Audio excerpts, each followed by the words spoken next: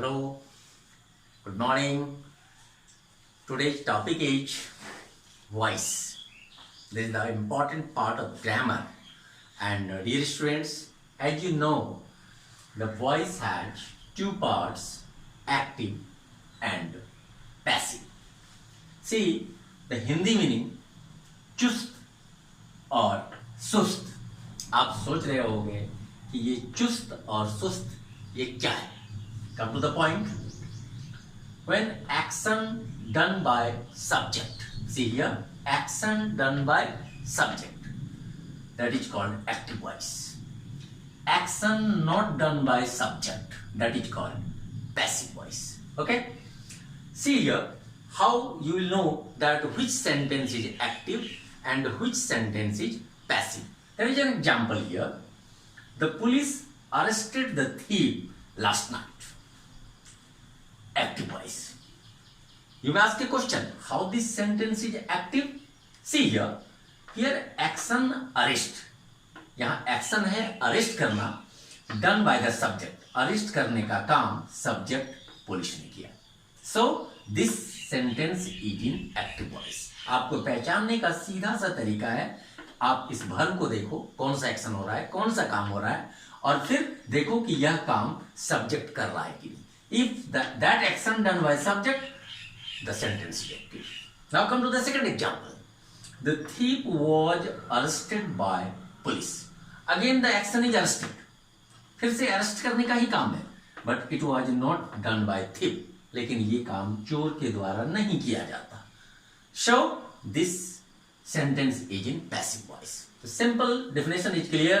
When action done by subject, that is active. When action not done by subject, that is passive. Now here, see, I would like to describe the three terms before I start ahead. I start to go in detail. See, first subject. Subject क्या है? One who does work. जो काम करता है उसे subject कहते हैं. काम करने वाला subject. Verb means action. Verb का एक ही मतलब है काम का होना, और वो एक्शन जैसे eat, drink, read, खाना, पीना, पढ़ना, लिखना, all of the verbs. Most important is object here. See, आपको किसी भी सेंटेंस में सब्जेक्ट, वर्ब और ऑब्जेक्ट को पहचानना है. तो यहां देखिए ऑब्जेक्ट क्या है. Ask two question, what and whom. आप दो सवाल पूछो, what क्या, whom किसको, to verb, verb. Answer is object. See, very simple. Here the example. He writes a letter. वह एक चिट्ठी लिखता है. That is the verb. And ask the two question. What? क्या? क्या लिखता है? Answer is a letter. Next question. Whom? किसको लिखता है? To his mother. And both, a letter is an object, his mother is an object. Okay? So, in active sentence, subject, verb, object and extra words. When there is any active sentence, there will be a subject, then verb, then object and some extra words. Suppose example here, Sohan finished his homework last night. Very clear, Sohan is the subject here, then finished, verb, finish किया, what? His homework, अपना काम, last night. And so this is the simple active sentence. Okay? Now we come to the second part, how to write passive structure. Now come to the next part, the most important part I would like to discuss here, how to write passive structure. सबसे महत्वपूर्ण task है कि हम passive voice में sentence को कैसे लिखें. एक तो पहला टास्क ये है, and that is the most important task. And the second task is how to change active to passive. आप एक्टिव से पैसिव में कैसे बदलें, इसी दो विषय पर अभी हम चर्चा करेंगे. तो डियर स्टूडेंट, मैं आपको सबसे पहले इसके बदलने वाले कुछ रूल्स को समझा देता हूं, और फिर आप इन चीजों को एग्जाम्पल से समझेंगे. तो काइंडली आप रूल्स को ध्यान से देखोगे. देखो, कोई भी पैसिव स्ट्रक्चर लिखने से के लिए आपको सबसे पहले सी सब्जेक्ट, हेल्पिंग वर्ब और V3. सब्जेक्ट, हेल्पिंग वर्ब और V3 लिखना जरूरी होगा. तो तो आपके मन में एक सवाल आता होगा कि हेल्पिंग वर्ब तो बहुत सारे हैं, is, am, are, was, were, has, have, had, shall, will, can, could, किस हेल्पिंग वर्ब का यूज करें। आपके इसी कंफ्यूजन को दूर करने के लिए मैंने क्या कि एक छोटा सा चार्ट बनाया। आप देखो इसको, टेंस ये 3 भाग में मैंने बांटा है, प्रेजेंट, पास्ट और future, indefinite tense, continuous tense और परफेक्ट टेंस। अब आपको कोई भी सेंटेंस जब आपके सामने होगा तो आपको यह पहचानना पड़ेगा कि हम किस टेंस में उस स्ट्रक्चर को लिखना चाहते हैं। अगर आप प्रेजेंट इंडेफिनिट में लिखोगे तो हेल्पिंग वर्ब होगा इज, एम और आर। वही जब पास्ट इंडेफिनिट में लिखोगे वॉच और वेयर, और जब फ्यूचर इंडेफिनिट में लिखते हो तो विल बी। सेम है, कंटिन्यूअस में लिखोगे तो is, am, are plus is, am, are ही है, सेम है। आपको केवल इसमें एक नया वर्ड ऐड करना है, बीइंग, BEING। फिर पास्ट इंडेफिनिट में भी जैसा था वॉज, वेयर, यहां एक और वर्ड यूज करना है, बीइंग। इसका पैसिव नहीं बदला जाता। और हम तीसरे पार्ट पर चलते हैं, परफेक्ट में। तो देखिए परफेक्ट है has, have been, had been और विल हैव बीन। ये प्रेजेंट, पास्ट और फ्यूचर। तो जैसा सेंटेंस रहेगा आप वैसा हेल्पिंग वर्ब का यूज करोगे। और always keep in your mind V3 passive voice जब आप लिखोगे, पैसिव स्ट्रक्चर में सेंटेंस को लिखोगे तो आपको V3 तो लिखना ही पड़ेगा। तो आपके दिमाग में फिर एक सवाल होगा कि हम कैसे पहचाने कि कोई भी सेंटेंस वो किस टेंस में है। कैसे पहचाने कि ये प्रेजेंट इंडेफिनिट में है, कोई पास्ट इंडेफिनिट में है, कोई फ्यूचर इंडेफिनिट में है, कोई कंटिन्यूअस में है, कोई परफेक्ट में है। इसके लिए मैं एक छोटा सा फार्मूला लिख रखा हूं, आप प्लीज यहां देखोगे। अगर प्रेजेंट इंडेफिनिट उसी को मानेंगे जिसमें V1 लगा होगा, पास्ट उसी को मानेंगे जिसमें V2 लगा होगा। ध्यान दीजिए, यहां आप देख रहे हो ये V1 present indefinite, V2 past indefinite और will V1 that is future indefinite. जब भी कंटिन्यूअस होगा तो कंटिन्यूअस मींस ING, आपको EJMR के साथ ING लगा होगा, वाज, वेयर के साथ ING लगा होगा। यानी ING वाला जहां हो आप उस सेंटेंस को समझ लोगे कि ये क्या है, कंटिन्यूअस है। और उस सेंटेंस में आप हेल्पिंग वर्ब के बाद एक न्यू वर्ड ऐड करोगे, बीइंग। ओके। और यदि किसी सेंटेंस में आपका V3 लगा होगा, परफेक्ट टेंस में हेल्पिंग वर्ब प्लस V3, जैसे प्रेजेंट परफेक्ट होगा तो has have V3, past perfect होगा तो हैड V3, फ्यूचर परफेक्ट होगा विल हैव V3, तो वहां आपको एक और ऐड करना है, has been, have been, had been, will have been, तो बीन लगाना है। और इस प्रकार आप सब्जेक्ट, हेल्पिंग वर्ब और V3 का यूज करोगे। और हेल्पिंग वर्ब आपको सही टेंस के हिसाब से इस चार्ट को यूज करते हुए लगाना है। आप इस चार्ट से भटक नहीं सकते। तो keep in your mind that chart EJMR, was, where, will be, EJMR, being, was, where, being। जब कंटिन्यूअस होगा तो उसमें being लगा देंगे, और जब परफेक्ट होगा तो हैज, हैव उसमें पहले से लगा होगा, आप केवल एक वर्ड being लगा दोगे। तो परफेक्ट में being लगाना है, कंटिन्यूअस में being लगाना है, और इंडेफिनिट में केवल EJMR, was, where, will be लगाना है। अब हम और दूसरे टास्क पर चलते हैं। Okay, how to change active to passive. तो जब एक्टिव से पैसिव में किसी को बदलोगे तो जैसा हमने बताया कि जब आप यूज करोगे किसी भी एक्टिव को पैसिव में बदलने के लिए तो आपके पास ऐसे होगा, सब्जेक्ट, वर्ब, ऑब्जेक्ट, ये 3 चीज होगा, और उसके बाद कुछ एक्स्ट्रा वर्ड भी हो सकते हैं, याद करिए। तो ये सब्जेक्ट, वर्ब और ऑब्जेक्ट, इसको आपको देखना है। जैसे ही आपके सामने कोई सेंटेंस आया तो आप सबसे पहले देखेंगे कौन सब्जेक्ट है, कौन वर्ब है और कौन object.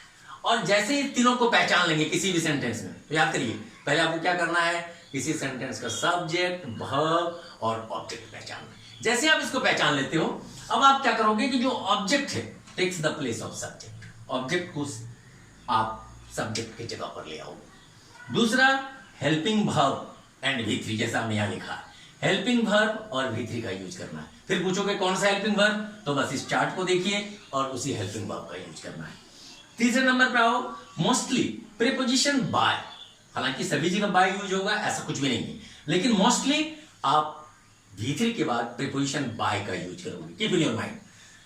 Next fourth, subject takes the place of object. ये वाला जो सब्जेक्ट है ये ऑब्जेक्ट की जगह पर जाएगा। जैसे 1 नंबर में देखा, ऑब्जेक्ट चला आता है सब्जेक्ट की जगह पर और सब्जेक्ट चला जाता है ऑब्जेक्ट की जगह पर। तो that keep in your mind. And finally आपके सब्जेक्ट भाव और ऑब्जेक्ट के बाद कुछ एक्स्ट्रा वर्ड रहेंगे, उस एक्स्ट्रा वर्ड के साथ आपको कोई छेड़छाड़ नहीं करना, एक्स्ट्रा वर्ड को वहीं प्लेस कर देना है। Finally extra words are placed. तो क्लियर है कि आप जो एक्टिव से पैसिव में करोगे तो आपको याद रखना है, क्या याद रखना है, ऑब्जेक्ट सब्जेक्ट के प्लेस पर आएगा, हेल्पिंग वर्ब और भी का यूज करना है, उसके बाद आपको प्रीपोजिशन बाय लगाना है, फिर इसका जो सब्जेक्ट है वो ऑब्जेक्ट की तरह बन जाएगा और उसके बाद जो भी एक्स्ट्रा वर्ड है उसको आप लिख देंगे। क्लियर है? हाँ, ये छठे और सातवें नंबर पर मैं थोड़ा सा आपका माइंड, आपका ध्यान आकृष्ट करूंगा कि अगर सेंटेंस इंट्रोगेटिव हो तो इंट्रोगेटिव में कीप इन योर माइंड, यहां देखिए कि verb is used before subject. यहां क्या था कि सब्जेक्ट के बाद वर्ब था, यहां देखिए सब्जेक्ट के बाद हेल्पिंग वर्ब था।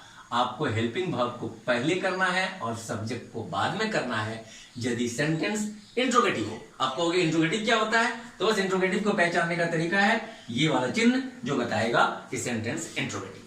तो आप जब इंट्रोगेटिव का यूज करोगे, मैं अभी एग्जांपल से आपको बताता हूं, तो आप हेल्पिंग वर्ब को पहले कर दो। ओके, कई बार इंट्रोगेटिव सेंटेंस WH फॉर्म से भी शुरू होते हैं, तो WH फॉर्म को आप जैसे का तैसा रख दोगे। हाँ, यदि WH फॉर्म में हु शब्द हो, keep in your mind, this is very important word, who that changes into bye whom, तो हु को बदलकर आपको बाय whom लिखना है। और यदि इंपेरेटिव सेंटेंस होगा तो आप लिखोगे let plus object plus be plus V3। कभी कभी इंपेरेटिव सेंटेंस में हम लोग modal verb plus be plus V3 का भी यूज करते हैं। तो ये रूल्स थे कि how to write passive structures, how to use helping verb and how to change active to passive.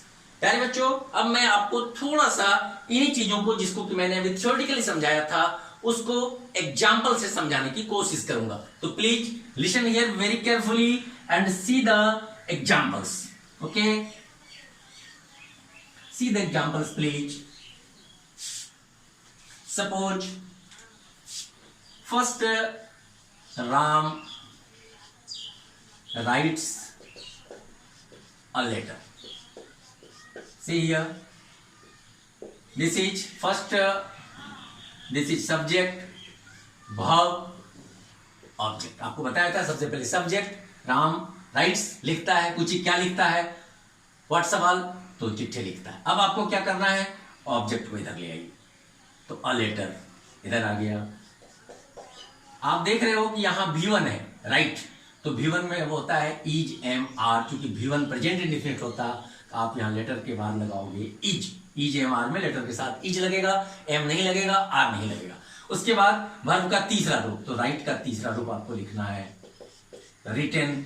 उसके बाद मोस्टली प्रीपोजिशन बाय लगाया जाता है जैसा हमने आपको बताया था, और फिर ये सब्जेक्ट ऑब्जेक्ट की जगह पर जाएगा, तो आप राम को इस पार ले। बस ये सेंटेंस एक्टिव था और ये यहां क्या बन गया, पैसिव।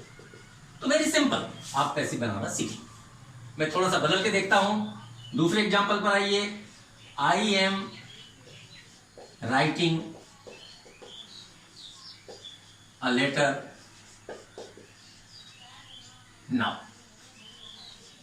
क्या देखिए, ये सब्जेक्ट है, ठीक है। उसके बाद देखिए ये भाव है, ये ऑब्जेक्ट है और ये एक्स्ट्रा वर्ड है। ये क्या है, एक्स्ट्रा वर्ड है। ठीक, अब देखिए यहां आप क्या करो, सब्जेक्ट भाव ऑब्जेक्ट, इस ऑब्जेक्ट को यहां ले आओ, तो क्या हो गया, अ लेटर। अब फिर देखिए आईएनजी लगा हुआ है, आईएनजी मतलब कंटिन्यूअस टेंस। देखिए यहां MING लगा हुआ है, तो M लिखेंगे और इसके साथ क्या लिखेंगे, इज एम आर और बीइंग लिखेंगे, तो लेटर के साथ यहां हो गया इज, फिर बीइंग ये लिख दिए, हेल्पिंग वर्ब आपका तैयार। उसके बाद आप लिखें V3, तो राइट का V3 हो गया रिटन। क्लियर है? उसके बाद आप प्रीपोजिशन बाय लगाते हो, बाय लिख दो। उसके बाद देखो ये सब्जेक्ट उधर जाएगा, आप देखिए आई जब सब्जेक्ट है, इस जब इधर आएगा तो ये क्या हो जाएगा, मी हो जाएगा, तो बाय मी। और उसके बाद एक्स्ट्रा वर्ड जो भी है नाउ, इसको लिख दीजिए, ये एक्टिव का पैसिव। Is it clear? आप बिल्कुल समझ लिए होंगे कि आप एक्टिव से पैसिव कैसे कर सकते हो। अब मैं दूसरे सेंटेंस एग्जांपल देके आपको बताना चाहूंगा। सपोज करिए कि सेंटेंस क्या है कि इंट्रोगेटिव है। आप देखो,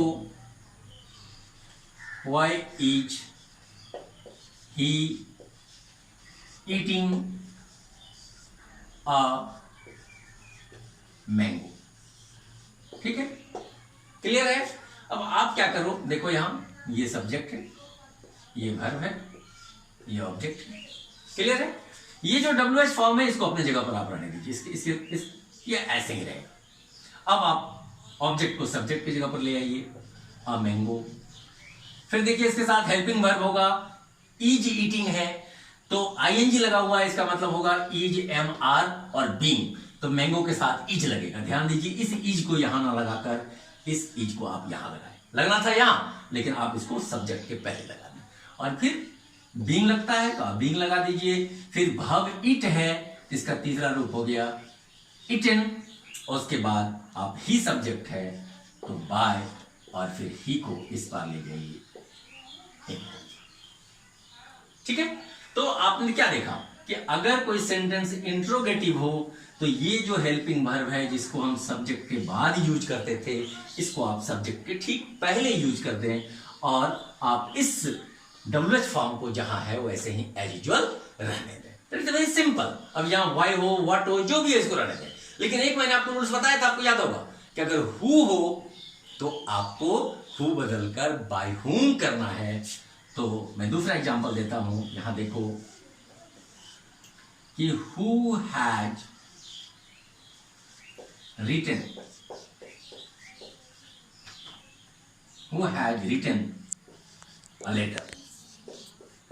अगर ऐसा हो जाए तो आप क्या करोगे? फिर देखिए यहां ये आपको भाव दिख रहा है, ये आपको ऑब्जेक्ट दिख रहा है, और एक्चुअली यही यहां सब्जेक्ट। तो आपको क्या करना है, हु के बदले बाय हुम करना है।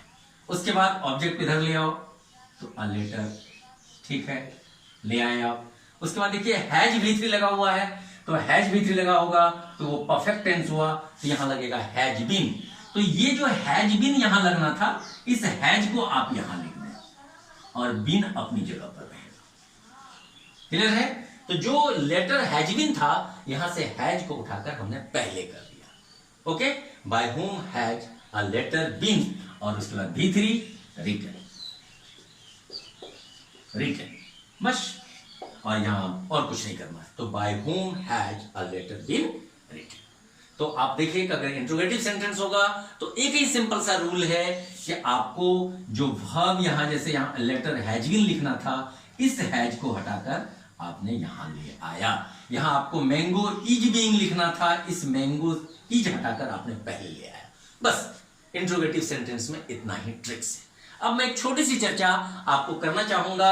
आप देखो, ये है इंपेरेटिव सेंटेंस, बहुत ही सिंपल इंपेरेटिव सेंटेंस। जैसे देखिए आप, डू इट, ठीक है। मैंने आपको एग्जांपल बताया था कि let plus be plus V3, let plus be plus V3। तो क्या करिए, सबसे पहले आप इसका पैसिव करने के लिए लेट लगा दीजिए, फिर बी लगा दीजिए, नहीं sorry, let plus object plus be, let plus object plus be plus V3। ध्यान दीजिएगा, मैंने पहले लिखाया था आपको। तो लेट, उसके बाद ऑब्जेक्ट, देखिए यहां ये वर्ब है और ये ऑब्जेक्ट, यहां छिपा हुआ है सब्जेक्ट यू, जिसको लिखते नहीं। तो देखिए लेट ऑब्जेक्ट क्या हो गया, इट, उसके बाद बी, बी लगा दीजिए, और यहां वर्ब है डू, डू का थर्ड फॉर्म क्या हो गया, done. Let it be done. Okay, देखिए यहां रीड अ बुक, सिंपल सा, let a book be read. तो लेट लगाकर बना लीजिए।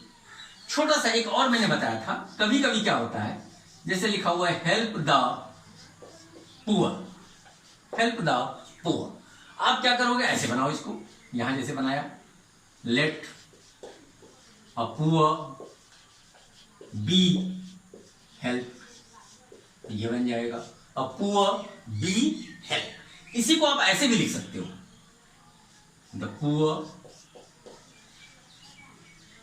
Should be help, the poor should be help. तो आप let a poor be help, it is okay, the poor should be help, it is okay. आप दोनों में चाहें तो कोई भी लिख सकते हैं। तो क्लियर है। एक और चीज अभी मैं बताना चाहूंगा आपको, यहां देखिए मैंने एक छोटा सा नोट लगा रखा है, मॉडल वर्ब प्लस बी3। तो जैसे ही शुड का हमें याद आया तो हम आपको यहां समझाना चाहेंगे, इस नोट्स को आप थोड़ा ध्यान से देखेंगे कि यदि किसी सेंटेंस में मॉडल वर्ब हो, आप कहोगे ये मॉडल वर्ब क्या है? तो बच्चे मैं बता दूं आपको कि जैसे आप लिखते हो विल, कैन, कुड, ठीक है, वुड, ओके, जैसे आप लिखते मस्ट, मे, माइट, ये सब भी मॉडल वर्ब। अब सपोज करिए आपके सामने कोई मॉडल वर्ब से जुड़ा हुआ सेंटेंस आता हो, यहां देखिए he can do his walk, he can do his walk.